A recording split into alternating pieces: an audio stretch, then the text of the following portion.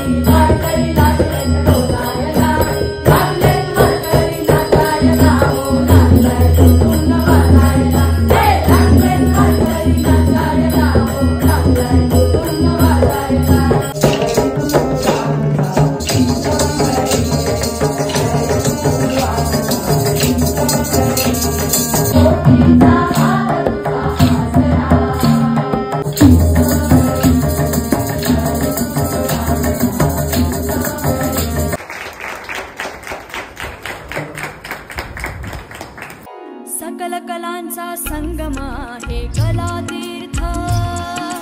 सकल कलांचा संगम